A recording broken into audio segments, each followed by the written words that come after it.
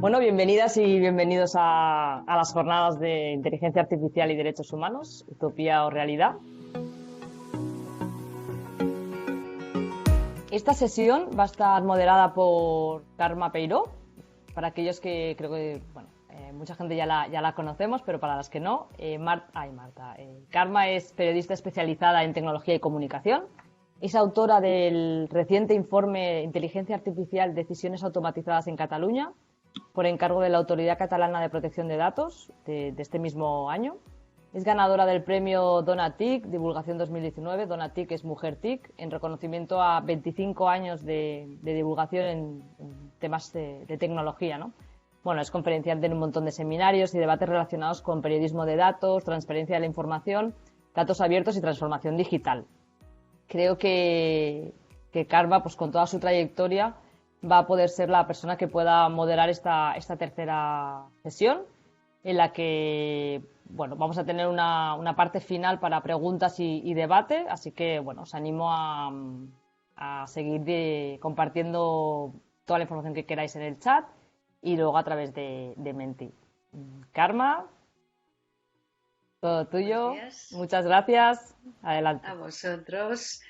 Muchas gracias en primer lugar a la Open Society por invitarme a participar en esta interesante jornada dedicada a la inteligencia artificial y los derechos humanos, sobre todo por la oportunidad de escuchar y de aprender de todas las interacciones que están teniendo lugar hoy y mañana. No sé si se me ve, se me escucha correctamente. Eh, Todo perfecto. Sí, perfecto, vale. Bien, yo lo que voy a hacer es introduciros brevemente estos trabajos que ha mencionado ahora Tai. Mi curiosidad desde el año 95 por explorar la complejidad de la tecnología para divulgarla ha hecho que hace un par de años, cuando la ONG Algorithm Watch me ofreció participar o colaborar en el interesante informe que estaban haciendo, que está titulado Automating Society, pues dije, increíble, vamos allá, ¿no? Este informe recoge, es la primera radiografía que se hizo sobre cómo se están aplicando los algoritmos de decisión automatizada en Europa. Para ello contactaron con 12 periodistas e investigadores de diferentes países y os lo recomiendo, creo que el enlace lo han puesto ya la organización en el chat, porque si queréis saber exactamente cuáles son aquellos casos en los que las decisiones automatizadas implican cierto peligro para la ciudadanía, aquí tenéis muchos ejemplos. Mi parte fue explorar qué se estaba poniendo en marcha en España, ¿no? Y es ese capítulo titulado Spain. Este trabajo, que fue algo de finales del 18, principios del 19, me llevó a preguntarme también qué estaba pasando en Cataluña, cómo se estaban aplicando estos algoritmos de decisión automatizada aquí. Y eso derivó en el trabajo de investigación que hice para la Autoridad Catalana de Protección de Datos y que Tai también os ha mencionado, ¿no? Que tenéis el enlace. Mi parte es el capítulo 2 y digo mi parte porque el informe recoge también una parte legal, que es la parte que ha hecho la Autoridad Catalana de Datos. Y en el capítulo 2, que cubre un centenar de páginas, es muy extenso. Allí lo primero que me pregunté es, bueno, ¿cómo explicar esta complejidad? Y pensé que lo más fácil sería poner ejemplos. Ejemplos de dónde se están aplicando los algoritmos de decisión automatizada en Cataluña. Y ello me llevó pues, a hablar con más de una treintena de investigadores, máximos referentes que tenemos aquí en Cataluña. Muchos de ellos forman parte de los comités de ética europeos que están trabajando o poniendo límites a esta inteligencia artificial actualmente. Y a poner ejemplos en el ámbito de la salud, donde se está aplicando en la salud aquí en Cataluña, en la educación, en el ámbito judicial, en banca, en comercios. Tenéis un montón de ejemplos en la comunicación, por supuesto. Me dejé los ejemplos de cultura que con mucha razón luego me dijeron, y la cultura, que también hay algoritmos en el ámbito cultural, pero bueno, el tiempo ya no me daba más para recogerlos. Hay más de una cincuentena y os animo a que los exploréis. Otra de las cosas que me di cuenta haciendo este trabajo es lo importante que era marcar la línea donde estaba, cuándo se tomaba una decisión automatizada y cuándo era un soporte, una ayuda a la decisión del profesional. Y al menos aquí en Cataluña, con toda la gente con la que hablé, se me dejó bien claro que en el ámbito de la salud en el ámbito de la justicia y en el ámbito de la educación, algunas partes de la educación, siempre es una ayuda a la decisión automatizada. Nunca la máquina actúa por sí sola, nunca el algoritmo actúa por sí solo. Bien, otro de este trabajo, lo que también me interesaba muchísimo era marcar las cuestiones éticas, ¿no? Y por eso hay una parte muy importante en el que pido a estos investigadores y que luego yo lo traduje en pequeñas entrevistas sobre estas cuestiones éticas, dónde estaban sus límites. Y, por ejemplo, ahí nos damos claramente cuenta de que todavía hay mucho que hablar y mucho que trabajar para mitigar los sesgos, para que no se perpetúen las discriminaciones, como ya se ha hablado, para que se expliquen esas cajas negras, ¿no? Esos algoritmos que utilizan el deep learning, ¿no? Que todavía cuesta de dar esas explicaciones, cómo ha tomado el algoritmo la decisión, pero también para saber temas como la responsabilidad de un sistema autónomo, de quién es, un coche que conduce solo, que tiene un accidente, de quién es la responsabilidad final, ¿no? Es algo de lo que seguramente van a hablar ahora los ponentes que os voy a presentar, ¿no? Pero también si estas máquinas con sistemas inteligentes son suficientemente seguras para que funcionen correctamente. Imaginaros una bomba de insulina automática, ¿no? Y que se equivoque a la hora de poner la insulina, o imaginaros una UCI automatizada y que pueda ser hackeada, ¿no? Un ataque informático, ¿no? Y también algo de lo que se habla poco, ¿no? La huella ecológica, que toda esta cantidad de computación que tenemos para procesar la inteligencia artificial es enorme y se necesita mucha energía, ¿no? Bien, de todas estas cuestiones se habla en este informe y yo solamente antes de dar paso a nuestros ponentes quería dejaros algunas preguntas porque esto es parte de mi siguiente trabajo, ¿no? Que es, yo lo he titulado las preguntas frecuentes a la inteligencia artificial o a una inteligencia artificial ética, ¿no? Porque de este trabajo me derivaron cuestiones que siguen sin tener una respuesta concreta desde el punto de vista siempre de la ciudadanía. Por ejemplo, ¿cómo sabemos que a las personas se nos está aplicando un ADA, un algoritmo de decisión automatizada, ¿no? No lo sabemos actualmente. De aquí a unos años ya no nos preguntaremos esto porque se nos están aplicando en todos los sistemas, en todos los ámbitos de nuestra vida, pero ahora deberíamos saberlo, ¿no? ¿Cómo se van a resolver las tensiones entre diferentes principios que marcan los documentos oficiales de la Unión Europea redactados hasta el momento? Es decir, uno de los principios dice que los algoritmos tienen que ser justos, pero ¿qué quiere decir ser realmente justo? Una empresa puede garantizar que sus algoritmos son confiables, pero no respetar la privacidad. ¿Qué pesará más en la balanza, ¿no? Esa es otra pregunta, ¿no? Otra pregunta que nos podemos hacer como ciudadanía, si un sistema automatizado predice alguna acción que se me discrimina, puedo preguntar cómo ha llegado a esa decisión, es el tema de la explicabilidad, ¿no? ¿Y a quién se lo pregunto? ¿Al señor del banco que me ha denegado el crédito y el señor del banco lo va a saber? ¿O a mi médico que me ha dicho que tenía un diagnóstico pero que no era correcto? Hay un montón de preguntas todavía abiertas, como por ejemplo, ¿qué ética se me aplicará a mí? ¿Es la misma ética aquí en España que en Rusia? ¿Y es la misma ética aplicarla que puede hacer un banco, que una empresa, que un hospital o un ayuntamiento? Un robot que cuida niños, cuando los haya, tendrá incorporados los mismos valores éticos que el robot que asiste a los visitantes de un congreso. Bueno, todo eso son cuestiones abiertas que están por resolver. Se certificarán los algoritmos que no tengan que no tengan sesgos o que estén mitigados sus sesgos. ¿Habrá algún sello de calidad que la ciudadanía podamos confiar más en un algoritmo que ha utilizado un ayuntamiento para conceder unas ayudas sociales porque tiene o no tiene esa calificación de certificación? Etcétera, ¿no? Tengo derecho como ciudadana a tener una formación, a exigir a mi administración una formación en data literacy, en alfabetización de datos o alfabetización digital para tener la capacidad crítica de hacer el accountability que me da derecho la ley. Bien, lo voy a dejar aquí porque yo creo que muchas de estas preguntas o respuestas vamos a tener las respuestas de nuestros invitados. Dejarme ya que os presente a quienes nos van a hablar en esta mesa redonda de inteligencia artificial en la administración pública, regulación y no discriminación. Uno de ellos es Lluís Torrents. Él es economista con máster en análisis económico, director de innovación social del área de derechos sociales.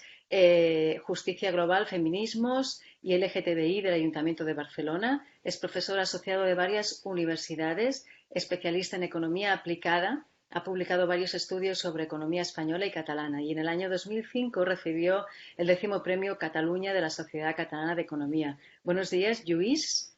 Espero que ahora puedas conectar tu cámara y que nos saludes. A continuación voy a saludar a Cintia Meneses, que es la otra invitada que tenemos. Ella es abogada especialista en Derecho Digital, Mercantil y Compliance, con amplia experiencia en asesoría jurídica en multinacionales norteamericanas y corporaciones en Latinoamericana. Es licenciada en Derecho TIC y Telecomunicaciones por la University of London. Es máster en ciberdelincuencia por la UIC y doctoranda en Inteligencia Artificial por la Universidad Internacional de Cataluña. Muy buenos días también, Cintia. Estamos aquí con Lluís. Hola, Lluís, ¿qué tal? ¿Nos oyes bien? Hola, buenos días. ¿Qué tal? Buenos Sí, sí, días. sí. Bien, pues este sería, mira, tenemos a Cintia también. Buenos días, Buenos Cintia, ¿qué días, tal? buenos días a todos. Buenos días, Karma, Luis. Encantada de teneros aquí a los dos. Le vamos a dar paso ya a Lluís y antes os recuerdo que desde ya podéis dejar vuestras preguntas tanto para Lluís como después para Cintia, que las vamos a recoger todas y vamos a tener un buen rato. Creo que disponemos de media hora si nos ajustamos a los tiempos para que os respondan Lluís y Cintia. Lluís, es tu turno. Muy bien, muchas gracias. Pediría que me colgarais que pusierais la presentación que tengo hecha para ir más estructurado con el mensaje que quiero enviar. Yo la pongo ahora, un momento. Vale. Bueno, básicamente os voy a explicar lo que estamos haciendo muy brevemente, en 12 minutos. O sea que voy a tener poco tiempo sobre lo que hemos empezado a hacer en el Ayuntamiento de Barcelona en varios temas en el área de derechos sociales. O sea, no estamos hablando de Big Data aplicada a la promoción económica, ni a la movilidad, ni a otros aspectos, sino básicamente a la atención a las personas y en especial a las personas vulnerables, ya sean por razón de su situación económica o su situación socioeconómica o bien por temas de edad, ¿no? En donde nosotros pues tenemos responsabilidades en los temas de gente mayor, ¿no? Entonces, ¿qué es lo que nos permite actualmente el estado de la tecnología, ¿no? Pues la verdad es que se ha avanzado mucho en la capacidad de capturar y utilizar grandes volúmenes de datos, ¿no? Y crear herramientas de soporte a la decisión. Bueno, esto es algo ya que existía hace muchos años, ¿no?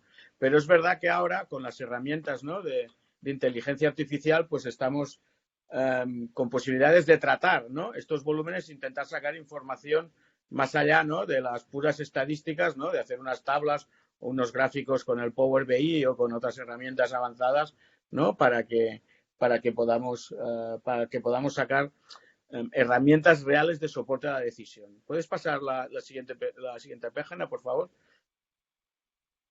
Aquí. Entonces, nosotros tenemos ahora en estos momentos 5 grandes líneas de actuación. Una que lo llamamos el Big Data Social, ya sé que es un nombre un poco feo, ¿no? Pero así todo el mundo se entiende, ¿no? Es coger todos los datos de nuestros usuarios desde nivel individual, ¿no? Y ponerlos, ¿no? Pues en un gran repositorio, en un data lake, ¿no? De esta información y sobre allí podemos operar, ¿no? Luego nuestros planes de actuación, ¿no?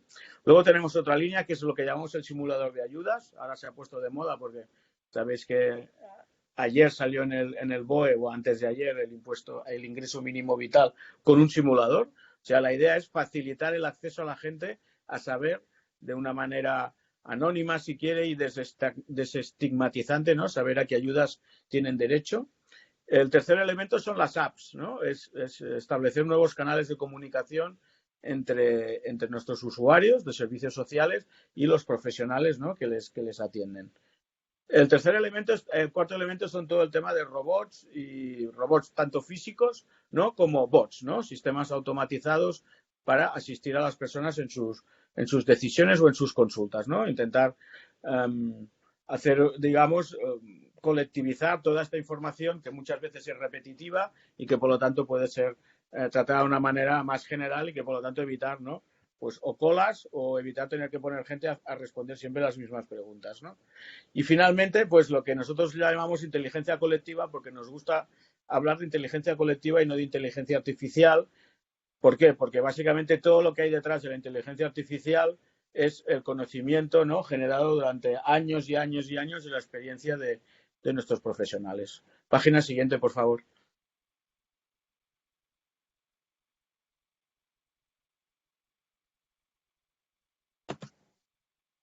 Bueno, eso es lo que os decía, ¿no? Hablamos de inteligencia colectiva, no de inteligencia artificial, en donde ¿cuáles son los objetivos, no? Pues el primero es mejorar la toma de decisiones de nuestros profesionales, ¿no?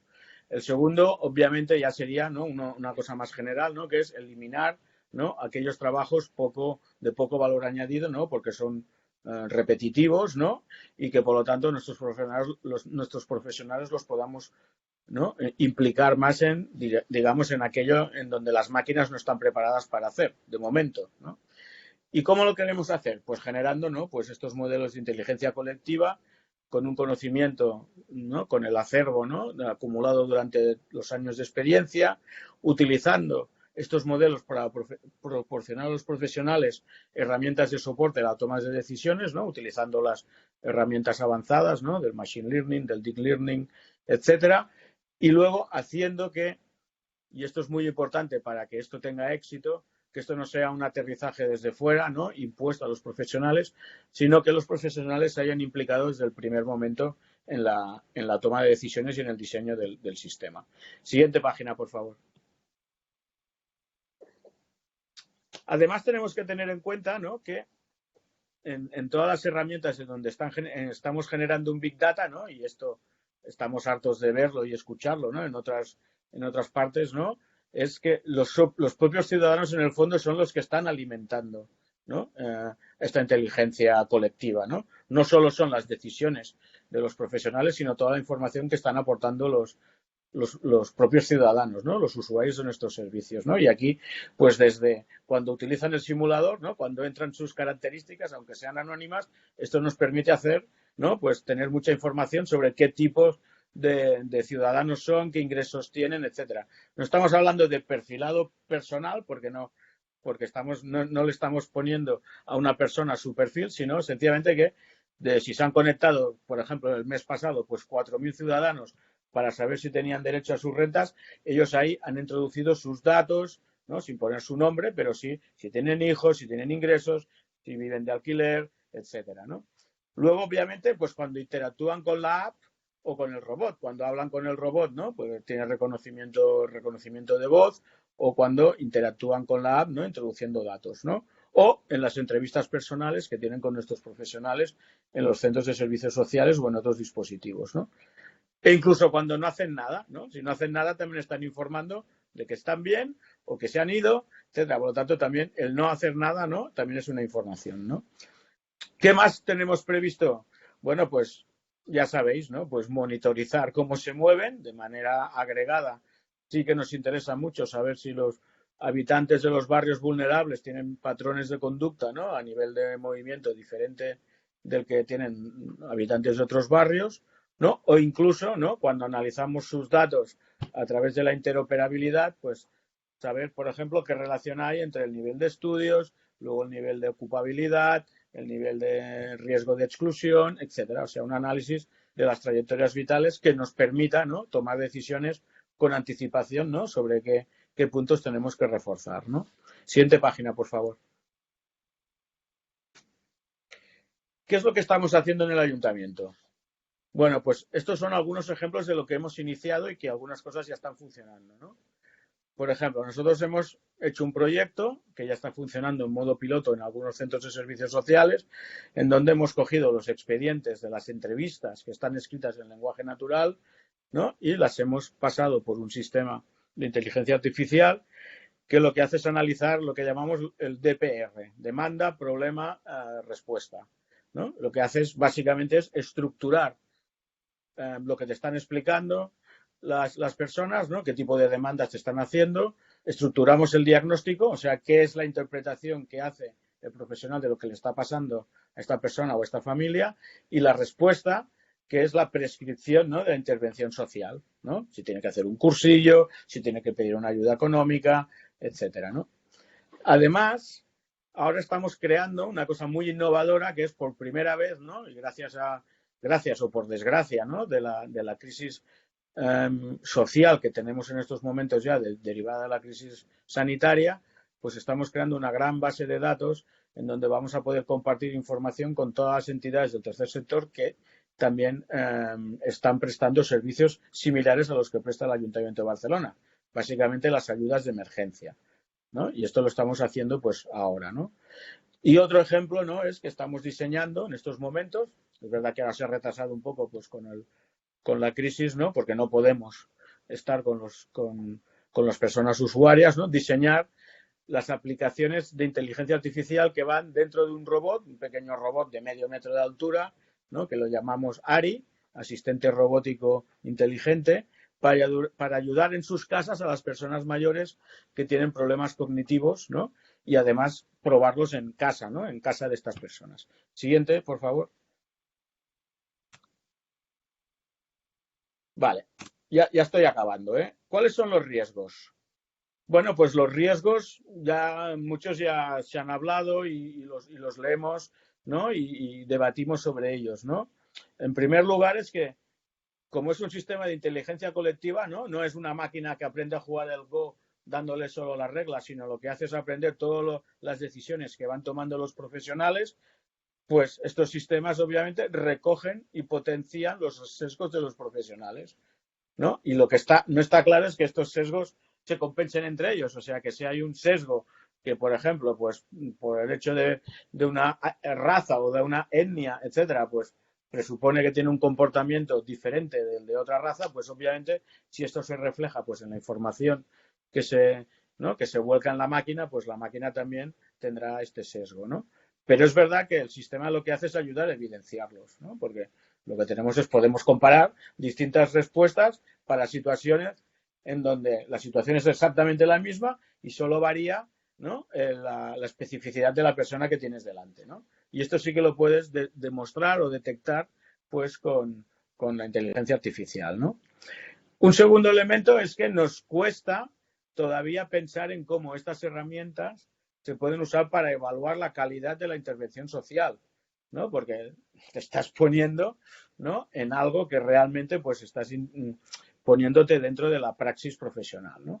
Pero bueno, esto es algo que yo creo que va a llegar, igual que se estudia, ¿no?, si un medicamento o si ¿no?, los diagnósticos de un médico pueden ser más o menos acertados, ¿no?, o las sentencias de un juez, pues obviamente pues también se va a poder hacer para mejorar, no tanto para fiscalizar, sino sobre todo para mejorar, ¿no? El tercer elemento es que el Big Data, ¿no?, pues tiene sus peligros, obviamente, ¿no? Puedes perfilar, puedes, por lo tanto, tomar decisiones ya con unos sesgos derivados del perfil, y tenemos un ejemplo, ¿no?, de muy reciente, ¿no?, de Holanda, ¿no?, de una sentencia judicial contra el sistema de perfilado que había en los servicios sociales, ¿no?, que se llamaba Siri, porque tomaba una serie de decisiones en base precisamente a informaciones sesgadas sobre colectivos de inmigrantes, ¿no? No sé si nos acercamos al tema del Minority Report, pero digamos que ahí está el peligro si no podemos hacer nada para controlarlo, ¿no? Otro tema que también estamos trabajando, ¿no?, es el tema que el robot o el bot sea confundido con una persona, ¿no? Esto es especialmente, digamos, de dudosa ética cuando la persona que tienes delante no está en sus plenas facultades, ¿no?, y está realmente confundiéndolo, ¿no? Otra cosa es que una persona que sabe que delante puede tener un robot, pero lo sabe o lo puede intuir, ¿no? Pero sí que si es una persona a la cual te aprovechas porque tiene sus capacidades mermadas, pues tiene más, digamos, más peligro, ¿no? Luego ya no hablo Deberías acabar, ¿eh? Te queda un minuto. Sí. Vale. Las teorías conspiracionistas, ¿no?, sobre que todo el tema del control social, etcétera, lo podemos conseguir a través de la inteligencia artificial, etcétera. Yo os recomiendo que os leáis este artículo que salió la semana pasada, ¿no?, sobre cómo en determinados movimientos pues esto se ha puesto como muy contrario, ¿no?, y esto está haciendo un freno, ¿no?, de la innovación tecnológica, ¿no? Y finalmente, ¿no?, el otro gran riesgo es si el Reglamento General de Protección de Datos está siendo, ¿no?, utilizado realmente como un freno, ¿no?, para el avance tecnológico, ¿no?, luego ves que, por contra, ¿no?, se hacen leyes específicas que se saltan el reglamento, ¿no?, o ves que el sector privado pues va a su bola, ¿no? O sea, hace lo que le da la gana, sobre todo si tiene sede en otro país que no sea de la Unión Europea, ¿no? Y ya para acabar, la última, ¿no?, serían las soluciones, ¿no? ¿Qué soluciones estamos implementando para evitar todos estos riesgos? Pues desde auditorías de los algoritmos, estamos haciendo una auditoría de los DPR, de hecho ya tenemos los primeros resultados, pero los tenemos que analizar. Hemos creado un comité de expertos en inteligencia artificial y ética para analizar el tema del robot, ¿no? Es un tema que nos preocupa especialmente. Estamos contrastando con los usuarios, ¿no?, el uso del robot. También estamos contrastando con el tercer sector, ¿no?, con una plataforma que se llama Enforce Social de la Mesa del Tercer Sector en Cataluña, ¿no? Todos estos temas. Luego, obviamente, estamos a la expectativa, ¿no?, de si hay normativas generales. Por ejemplo, el Ayuntamiento de Barcelona está intentando desarrollar una carta ética, ¿no?, sobre el uso de la inteligencia artificial. Y luego, bueno, el sentido común, ¿no?, que a veces ya sabéis que es el sentido menos común, ¿no? Y yo creo que aquí nosotros, sobre todo, lo que necesitamos es ver cómo potenciamos, ¿no?, el rol de la sociedad civil con todas sus dificultades, porque estamos hablando de que la sociedad civil no está preparada para según qué tipos de análisis críticos sobre estos temas, porque básicamente no los entiende, ¿no? Entonces, vemos cómo, ¿no?, cómo tenemos que desarrollar una educación, ¿no?, tanto tecnológica como sobre todo en espíritu crítico, ¿no?, sobre lo que está ocurriendo. Y yo creo que por aquí ya he acabado. Muchas gracias. Muchas gracias, Lluís. Ahora sería el turno de Cintia. Cintia también tiene una intervención de 12 minutos y luego sí pasaríamos a ese espacio para las preguntas de todos los que nos estáis siguiendo. Cintia. Hola, muchas gracias. Yo voy a intentar mantenerme aquí a los 12 minutos, incluso porque creo que mucho de los riesgos y de esta parte de la participación de la sociedad civil, mucho ya se ha hablado. Y también porque quizás voy a frustrar las expectativas de Karma y quizás de vosotros, porque la verdad es que el derecho tampoco tiene todas las respuestas para las preguntas hechas. Hay muchas que sí se están estudiando, pero respuestas específicas creo que todos ya sabemos que todavía no las tenemos. Entonces, lo que yo pretendo hacer es darles un panorama un poco global de dónde estamos hoy en términos de regulamentación específicamente de inteligencia artificial o decisiones automatizadas en plan global en Europa y en España, y luego evolucionar un poco en mucho más una discusión y un planteamiento de mis propias cuestiones y dudas, y al final algunas sugerencias en el plan de cómo la sociedad civil puede actuar en este tema. La primera distinción que me gustaría de hacer en el plan de la regulación es que, primero, ya sabemos que mucho no hay. O sea, regulamentación importante de inteligencia artificial enfocada específicamente en inteligencia artificial o decisiones automatizadas, la verdad es que muchas no las hay. Estamos hablando más de los países occidentales, si estamos hablando de China y este tipo de gobiernos o países ya es un otro que yo no entro en discusión, pero si estamos hablando de nuestro universo occidental, lo que hay es mucho esfuerzo de soft law, lo que llamamos nosotros de soft law, que son guías orientativas, recomendaciones, códigos de éticas, estudios, muchos de ellos incluso publicados por los propios gobiernos y administraciones públicas, pero que sin embargo no tienen fuerza de ley. Entonces no son aplicados como ley, son útiles y muy importantes, pero no tienen aplicabilidad legal. Y además de los soft law, hay, claro, las leyes, los reglamentos o los hard laws que sí se aplican. Lo que se ve hoy en plan global es mucho esfuerzo en soft law, mucho estudio hecho en soft law, mucha discusión y muchos estudios, pero propuestas legales y aprobadas o incluso estrategias unificadas de inteligencia artificial, sorprendentemente, no hay mucho, ni mismo en Estados Unidos, que vemos que en Estados Unidos agencias de nivel federal, casi mitad de ellas ya experimenta o utiliza inteligencia artificial, pero sin embargo aún no hay un plan estratégico en ámbito federal para el desarrollo de la inteligencia artificial y ni tampoco de una legislación específica. Hay propuestas, el Congreso americano en 2019 tenía por lo menos 39 propuestas que mencionaban específicamente inteligencia artificial, todas siguen en discusión, como por ejemplo el Algorithm Accountability Act, pero un marco legal específico no hay, ni mismo en Estados Unidos.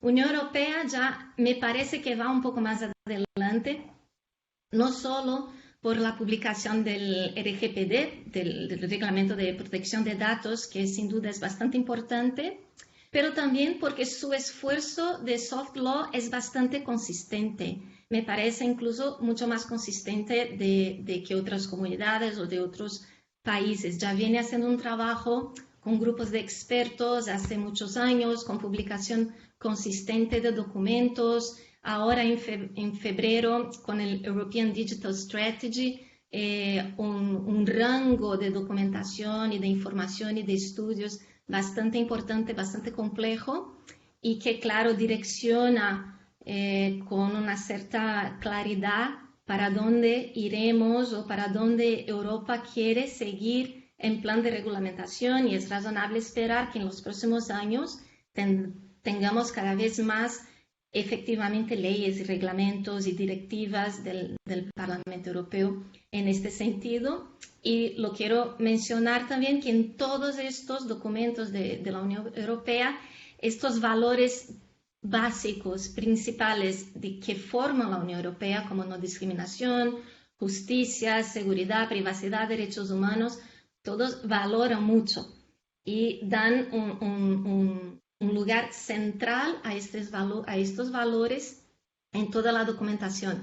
Claro, otra vez, son documentos de soft law que tienen su importancia, pero que, claro, no son aplicables como leyes. Entonces, así estamos hoy en la Unión Europea con básicamente lo que tenemos de notable y de palpable casi, es el Reglamento General de Protección de Datos y los reglamentos y directivas de protecciones de datos. España sigue el movimiento europeo. España todavía no tiene un plan estratégico sólido de desarrollo de inteligencia artificial, aunque que en 2019 haya publicado la Estrategia Española para el Desarrollo de Inteligencia Artificial. Sin embargo, hasta hoy es lo que tenemos, además de la aplicación, claro, del Reglamento de Protección de Datos y de la Ley Orgánica de Protección de Datos, que también fue aprobada. Pero de entre todo esto está España dentro del contexto europeo, por tanto, sigue las orientaciones y los esfuerzos europeos en soft law, no va mucho distante de ellos en términos de objetivos, incluye incluso como una de sus prioridades en este plan estratégico publicado en el principio del año pasado, diseñar mejores sistemas de inteligencia artificial que incorporen un razonamiento ético. Lo que yo quería comentar y que creo que Karma ha comentado muy bien en la introducción es que hablamos mucho del RGPD y de la privacidad, pero hay que estar muy atento que cuando hablamos de inteligencia artificial, los efectos en el universo jurídico, en el universo legal y en nuestras propias vidas va mucho más allá que solamente la protección de datos. Es importante proteger los datos personales porque la inteligencia artificial no funciona sin datos. Los datos son el alimento o el combustible de sistemas de inteligencia artificial. Entonces está muy bien que tengamos una protección importante de estos derechos, pero hay otros ámbitos en que es necesario mirarlo con mucho cuidado, la aplicación de la inteligencia artificial y el desarrollo de los sistemas. Aquí yo doy algunos ejemplos, derechos humanos, más allá de la discriminación, como alguien ha preguntado en las discusiones anteriores sobre qué otros derechos humanos se pueden ver afectados. Yo, por ejemplo, siempre pienso en el derecho laboral, el derecho a poder trabajar, a la desigualdad de acceso a las tecnologías, a la desigualdad que se puede incrementar con el desarrollo de la inteligencia artificial entre los países más ricos y los países en desarrollo. O sea, es un problema que tampoco es solo de nuestra ciudad, de nuestro país o de Unión Europea, sino que es un problema global, porque quizás si esto no es cuidado, se puede entrar en un momento en que ya los países en desarrollo no van a alcanzar el desarrollo tecnológico de los países más ricos y no sabemos las consecuencias, o por lo menos se puede imaginar que las consecuencias no serán muy buenas si esto se desarrolla tan libremente de esta manera.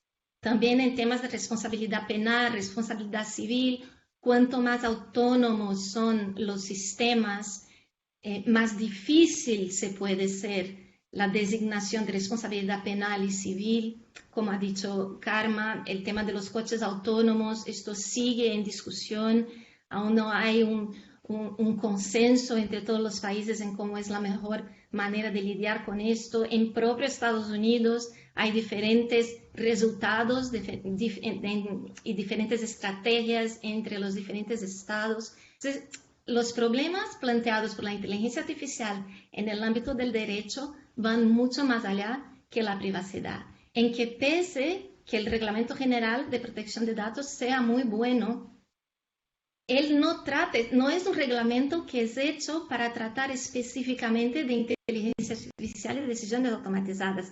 Aunque trate de esto, trata con un enfoque de la protección de datos, en un enfoque de control que el ciudadano debe tener sobre sus propias informaciones personales. Y por esto, para regular exactamente decisiones automatizadas aún más en el ámbito de administración pública, el RGPD tiene sus propias fragilidades, por su propio propósito también, porque tiene un objetivo muy específico que quizás las aplicaciones y los programas que se ven desarrollando y utilizando por administraciones públicas y por los gobiernos quizás ni se encuadren bajo el RGPD, ni estén cubiertos por el reglamento. Yo no voy a entrar en detalle aquí, no tengo mucho tiempo. Vosotros van a tener la presentación, entonces pueden leer, enviarme preguntas después, no hay problemas, pero yo quería entrar en algunos aspectos cruciales. Quiero hablar otra vez, sé que ya se ha hablado mucho del Big Data, pero quiero hablar otra vez de la importancia de tener en cuenta que nosotros somos generadores de datos. Somos nosotros que utilizamos los sistemas, nosotros que bajamos las aplicaciones, nosotros que somos también los posibles beneficiarios de inteligencia artificial. Y data genera más data. Cuanto más data producimos, más los sistemas de inteligencia artificial se mejoran, más sofisticados se quedan y más datos nosotros vamos a generar. Es un ciclo infinito y esta es la cantidad de datos que se espera crear en 2025. Son 175 zettabytes de datos. Yo soy abogada, no soy ni capaz de decir que son zettabytes, pero ahí están. Un otro problema que me parece muy importante llevar en cuenta es que gobiernos y administraciones públicas son los grandes recolectores de datos y lo tienen que ser por razones obvias. Sí, pero esto en un contexto de inteligencia artificial y de programas sofisticados que encuentran patrones, que pueden hacer análisis de datos y juntar bases de datos, esto puede, la pendiente resbaladiza para un sistema de control total es tentadora, ¿no? Y por ejemplo, ahora mismo, por el tema de la pandemia y con la aprobación del ingreso mínimo vital, ya se dan noticias de que para este sistema el gobierno utilizará por primera vez los 3 sistemas de estadística, tributaria, de la agencia tributaria y de los servicios sociales en conjunto por medio de inteligencia artificial para que el propio sistema determine quién va a tener derecho a recibir la renta mínima vital y de qué forma y cuánto, cuál es el importe y tal. Esto es muy interesante, es muy benéfico, creo que es importante si vamos a tener una crisis económica, pero sin embargo es una conjugación de bases de datos de tal magnitud, de tal importancia y con una cantidad de datos que quizás se tenga que mirar esto con bastante atención. Estás ya en tu último minuto. Vale, no, ya estoy en ya voy para mi último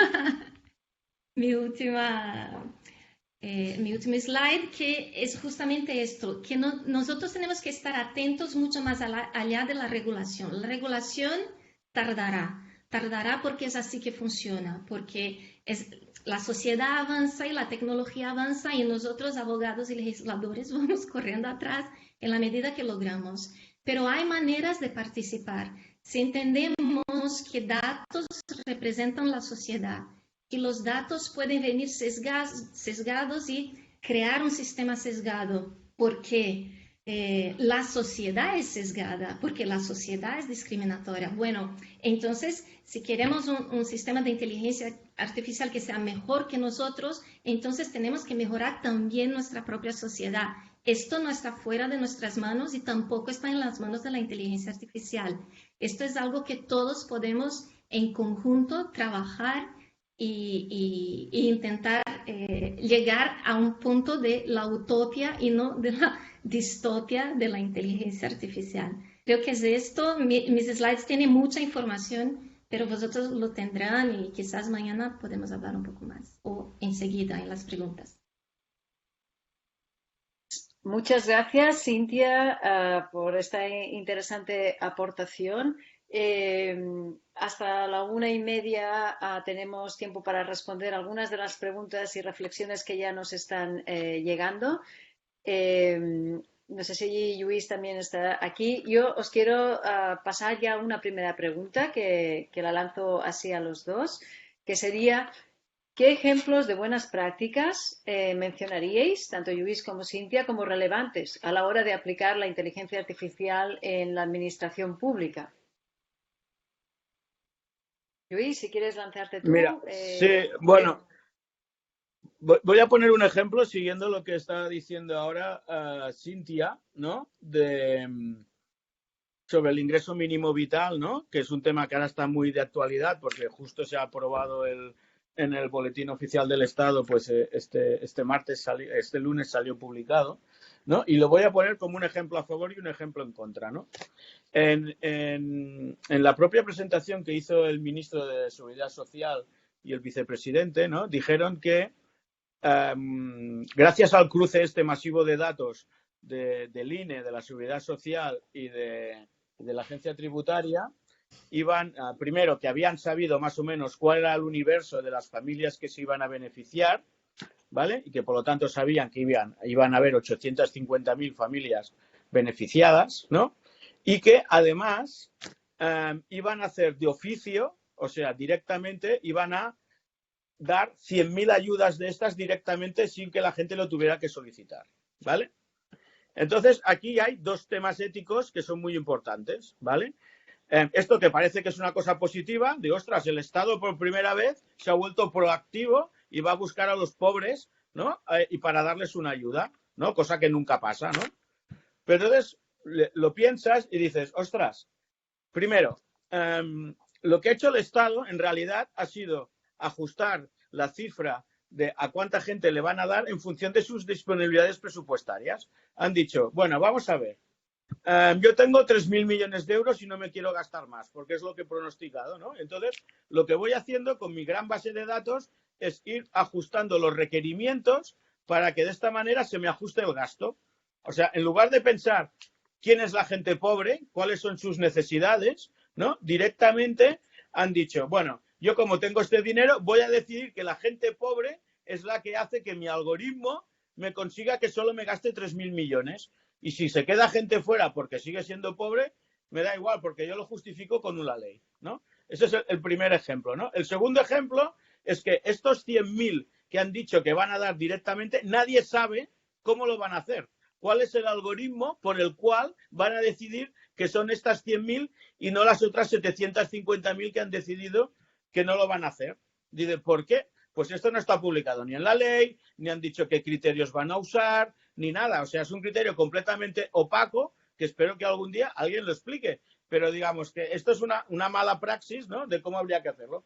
Por lo tanto, es verdad que por un lado es una situación positiva porque ha permitido cuantificar, pero cuando ves luego las razones que hay detrás, pues empiezas a tener dudas, ¿no?, sobre el componente ético que hay detrás de algunas de estas decisiones. Muchas gracias, Luis, por esos dos ejemplos para entender un poco más. Cintia, no sé si tú tienes alguna respuesta en este sentido. Si no, a mí se me acumulan el listado de preguntas que tengo para vosotros y tenemos pocos minutos. Si quieres aportar alguna cosa, muy breve.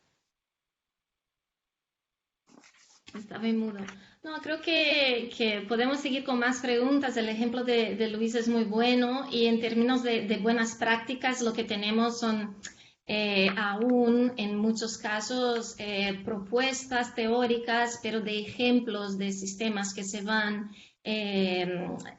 mejorando por la propia administración pública mientras vea que no funciona, son escasos, tampoco son muy consistentes. Entonces, estamos aún, es todo muy, muy nuevo también y para conocer estos sistemas también hay que conocerlos bien y saber entender sus fallos para arreglarlos. Entonces, estamos más en un plan aún de proponer buenas prácticas, más que nada. El hecho es que estamos en un plan de proponer buenas prácticas, pero existen ya ejemplos de que se están poniendo en marcha. Entonces, hay esa contradicción y esos temores, ¿no? La siguiente pregunta nos dicen, por favor, podéis abordar, y es una pregunta extensa, así que sintetizarla, podéis abordar el rol, las oportunidades y los desafíos de los mecanismos de supervisión, rendición de cuentas y control de las administraciones públicas en el uso de la inteligencia artificial y, en concreto, en los algoritmos de decisión automatizada, los ADM.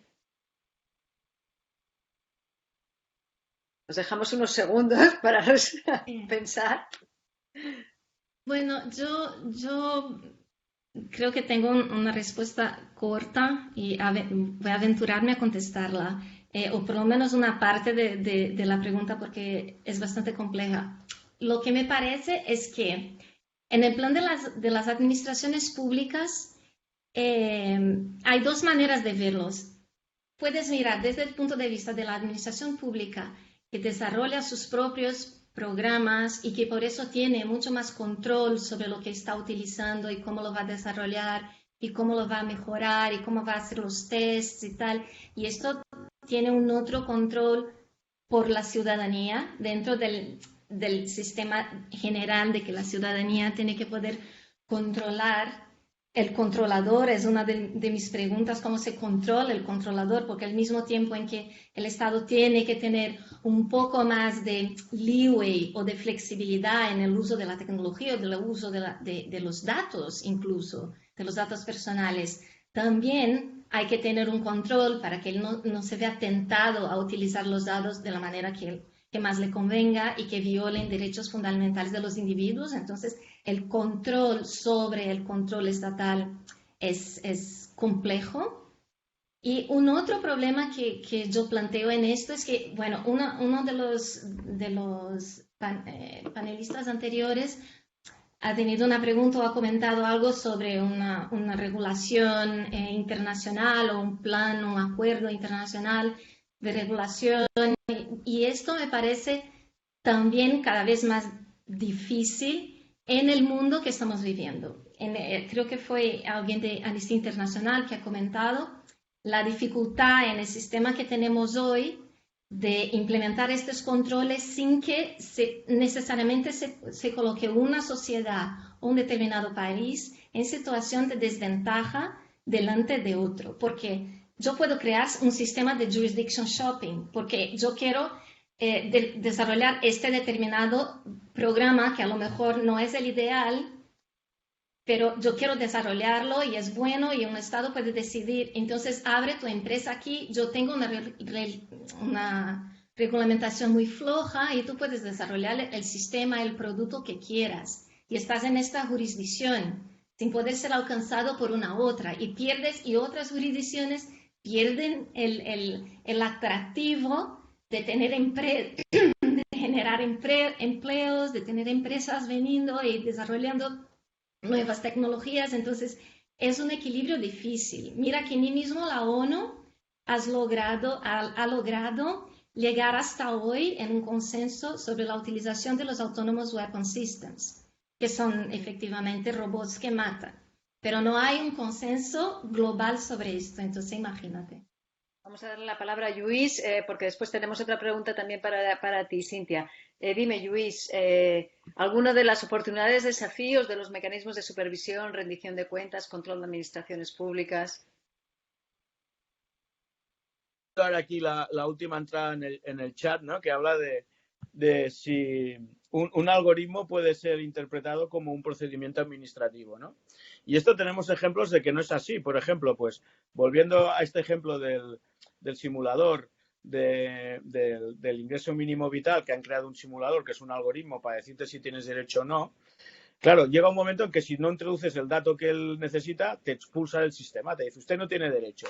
Claro, esto es dar por supuesto que esto es un procedimiento administrativo. Entonces, alguien tendría que decirle a la administración que ha programado esto, y esto lo conozco porque también ocurre con el algoritmo de la renta garantizada de ciudadanía en Cataluña, que también la gente para pedir cita tiene que pasar antes por el algoritmo, y si el algoritmo le dice que no te toca, no te toca, pero eso es completamente irregular, no es un procedimiento administrativo. O sea, alguien tendría que asegurarse que las decisiones sobre excluir a alguien o no de una cosa tan simple como pedir información o poder tramitar algo, esto no es legal o es una situación irregular, ¿no?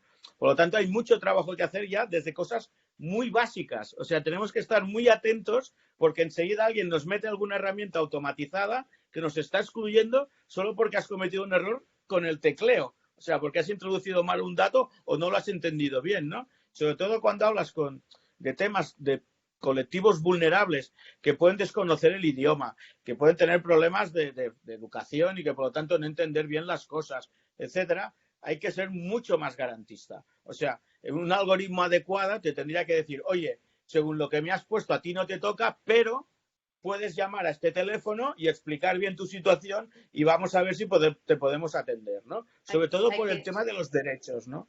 Hay que tener mucho cuidado desde las administraciones, también estar muy alertas desde la ciudadanía, todo y que, como están comentando en el chat, la ciudadanía también necesita esa formación para ser crítica, ¿no? Cintia, hay una pregunta que te la refieren a ti. ¿Cómo se interpreta que el RGPD, la Ley de Protección de Datos Europea, excluye el Big Data Analytics y siguen tratando datos personales a una serie a gran escala?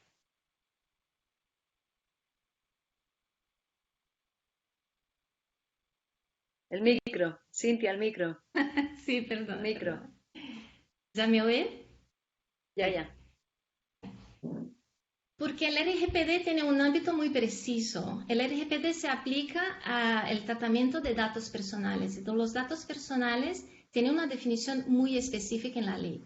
Cuando hablamos de datos, los datos no son todos personales. Un dato de tráfico, por ejemplo, en las calles, no necesariamente es dato personal en el sentido que el RGPD se aplica de identificar específicamente a un individuo.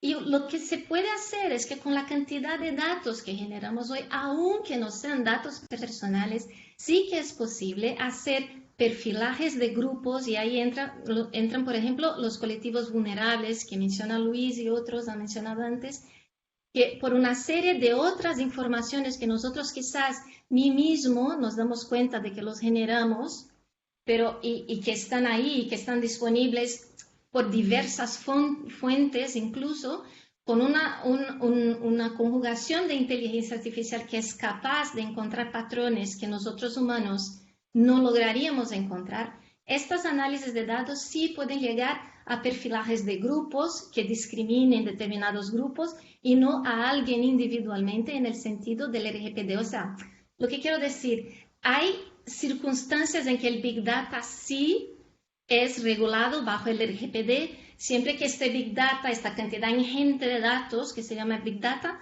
trate de datos personales identificando a alguien específicamente. En otras circunstancias no necesariamente se aplicaría. Esta es una discusión que se ha visto bastante en los últimos 2 años desde la publicación del reglamento. Y es algo que aún esperamos a ver cómo las Cortes Europeas lidarán con este problema. Uh-huh. Os paso ya rápidamente a otra pregunta. Estamos en los últimos minutos de este interesante debate. El libro blanco sobre la inteligencia artificial de la Unión Europea habla de casos de alto riesgo y de bajo riesgo. Son los de alto riesgo, sobre los de alto riesgo se podrán usar si se justifica interés público. La pregunta es, ¿qué límites existen a esta excepción?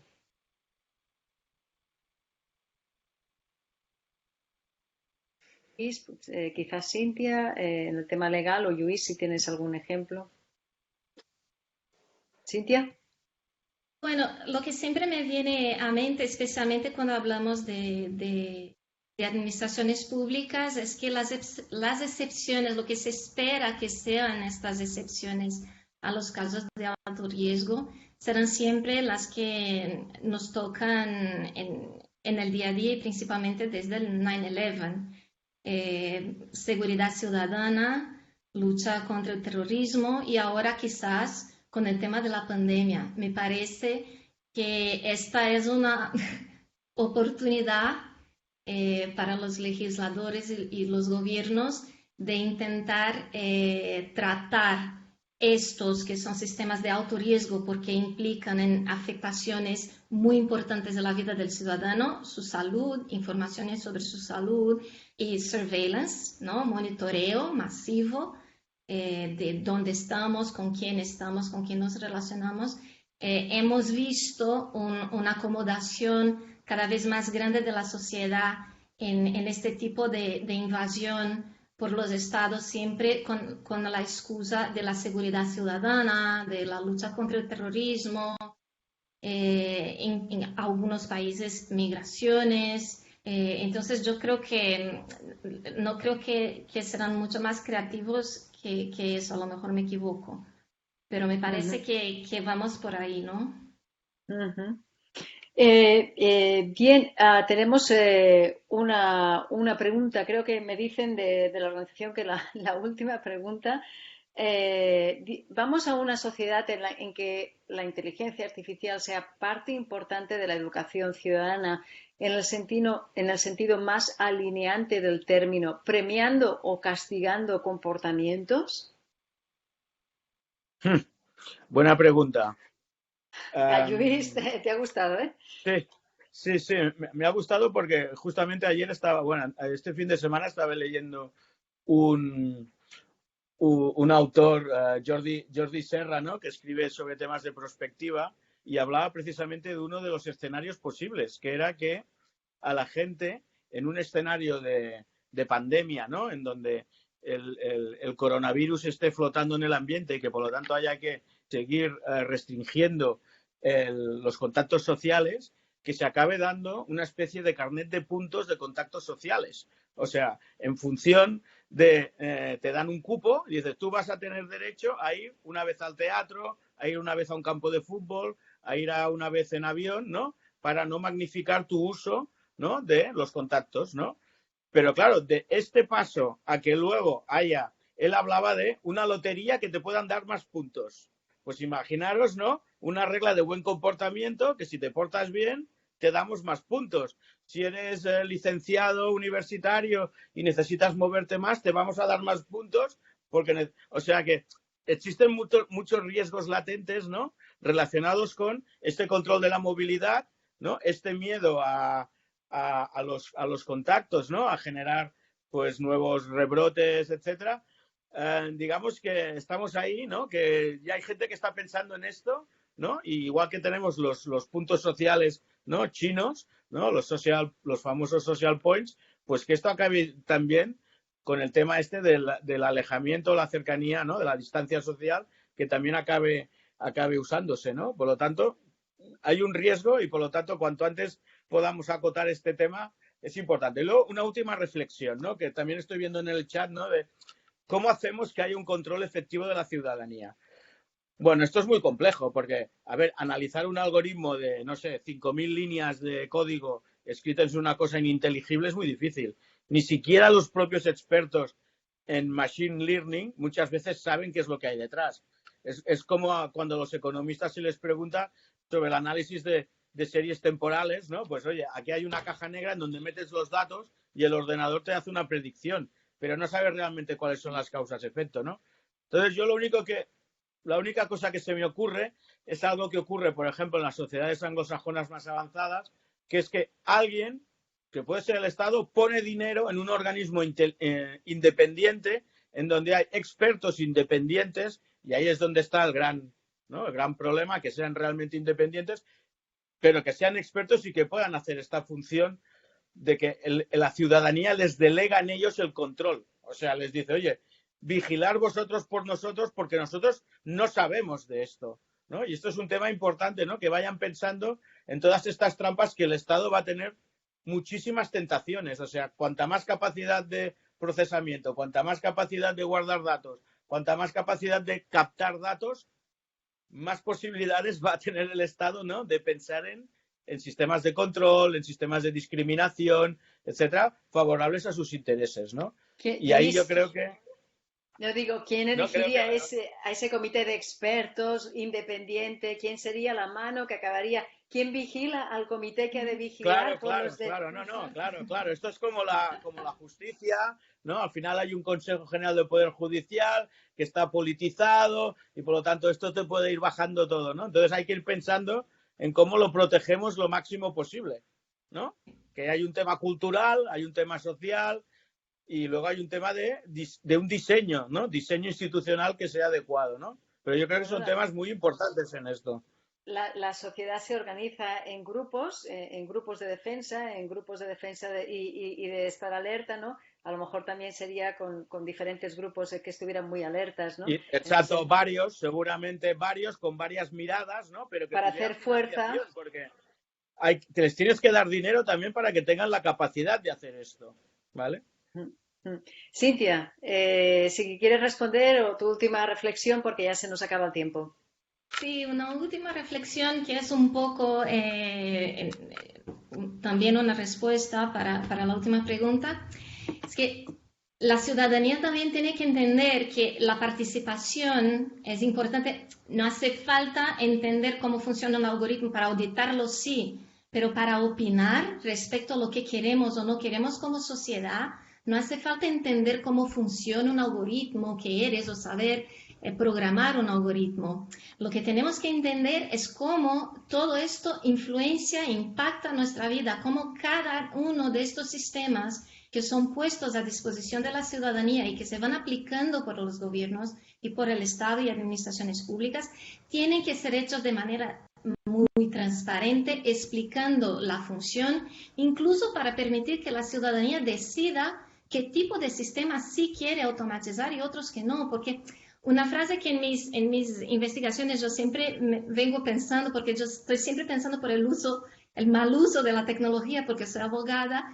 Entonces, lo que siempre me viene a la mente es, no solo porque un sistema puede ser desarrollado, debe ser desarrollado. O sea, si tenemos un sistema educacional que va a enfocar en la punición, en el control absoluto de la vida social, o un sistema de control por la seguridad, ¿no? Para proteger al ciudadano, yo le quito totalmente su privacidad, su derecho a la privacidad. No solo porque se puede desarrollar este tipo de programa, queremos que sea desarrollado. Entonces, algún tipo de barrera tiene que ser impuesto. La primera discusión en gran escala que veo de un sistema de esta naturaleza sobre si se desarrolla o no son las laws, las Lethal Autonomous Weapon Systems, que aún se discuten no si se pueden utilizar, sino si se pueden propiamente desarrollar. Entonces, este tipo de discusión yo creo que tendrá que ser cada vez más intensa y más presente en nuestro cotidiano. Este es mi punto final. Muy bien. Yo creo que parte de lo que están diciendo en el chat va también en ese sentido que habéis comentado los dos. Bien, hasta aquí esta sesión. Muchísimas gracias, Cintia, Lluís, por vuestra participación y vuestras reflexiones. Y yo como moderadora también me despido. Muchas gracias a Open Society por la oportunidad de comentar todos estos temas. Tai. Muchísimas gracias. Creo que ha dado tiempo a tener una buena reflexión colectiva, tanto con las preguntas como también todo lo que se está generando en el chat. Es parte de las jornadas, así que estamos contentas. Muchas gracias también por el esfuerzo en sintetizar, que sabemos que estos temas no son sencillos de explicar en 10 segundos, así que ese esfuerzo también pues se agradece mucho.